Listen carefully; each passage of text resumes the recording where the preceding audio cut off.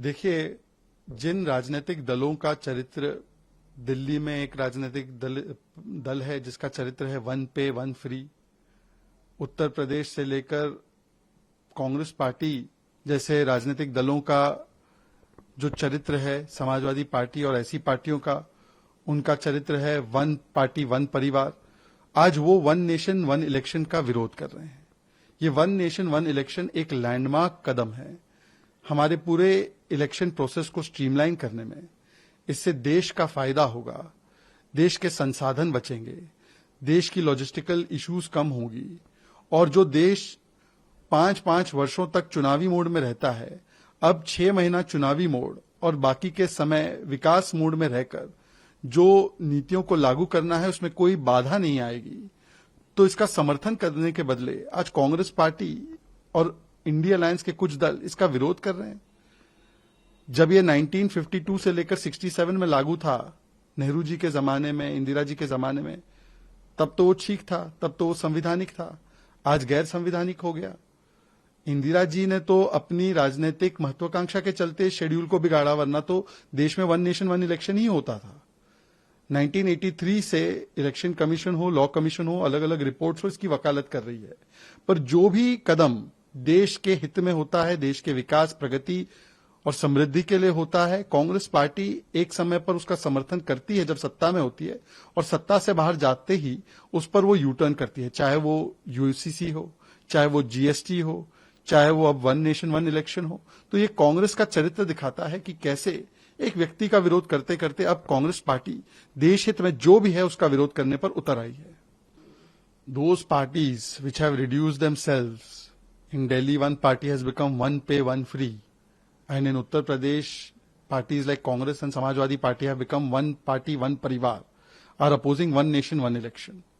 And this shows that even when a landmark move is made towards streamlining the electoral process, towards ensuring that this country can have uninhibited development for 5 years, that the country does not see election every 2 months, because of which model code of conduct is imposed and then the process of implementation of policies stop, to ensure that finances of elections are saved and utilized in an efficient manner, that the logistics, the security forces can be utilized in an efficient manner, so that the country overall benefits from the savings. Rather than appreciating this move, which is pro-good governance, pro-development, you have the obstructionist mindset parties again opposing it, and quite hypocritically. Between 1952 to 67, we had one nation, one election. Was it unconstitutional then?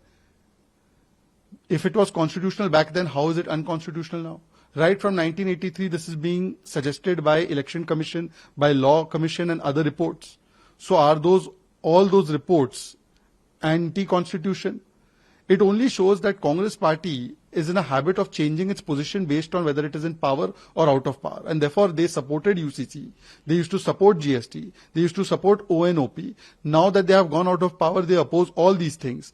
Basically, in one person's virod, they oppose everything that is in national interest and progress. And therefore, they have come to this position where they are doing a U-turn on their own historic position.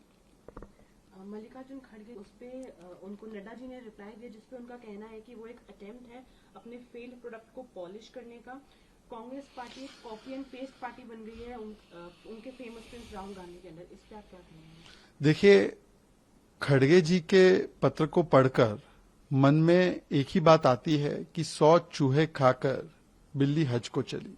ये एक मुहावरा है, क्योंकि जिस party ने PhD कर रखी हो संवैधानिक पदों को और संवैधानिक पदों पर बैठने वाले लोगों को अपमानित करना, गाली देने की और धमकी देने की, जब ऐसी पार्टी दूसरों पर आरोप लगाती है तो सवाल तो पूछा जाएगा कि क्या आपने अपने कॉलर को, गिरेबान को देखा है क्या आपने मुड़कर पीछे देखा है क्या?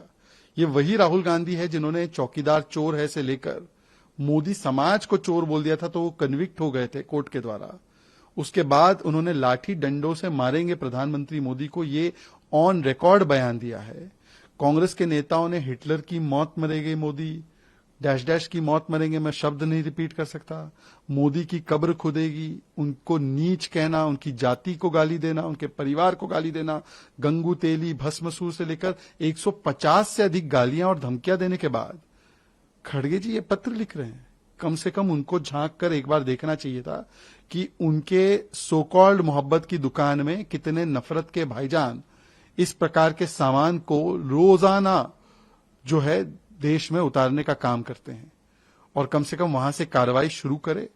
मुझे लगता है कि खड़गे जी के लिए भी अच्छा होगा कि राहुल गांधी को, जो अब तो इस प्रकार से बातें करने लगे कि वो सिख समाज को भी और आरक्षण को भी नहीं बख्शते, विदेशी धरती पर जाकर जो आरक्षण और सिख समाज के विषय में भी बोलने लगे हैं, तो मुझे लगता है कि उनको चिंतन करना चाहिए कि राहुल गांधी जी किस प्रकार की बातें करते हैं, और खड़गे जी को पहले ऐसे नेताओं पर कार्रवाई करनी चाहिए जिन्होंने प्रधानमंत्री पद की ही नहीं बल्कि राष्ट्रपति को भी नहीं बख्शा है। राष्ट्रपत्नी कहना, दुष्ट मानसिकता का द्रौपदी मुर्मू जी को कहना, तो जो संवैधानिक पदों को सम्मान नहीं देते वो दूसरों को इस प्रकार का लेक्चर जो है वो ना दे।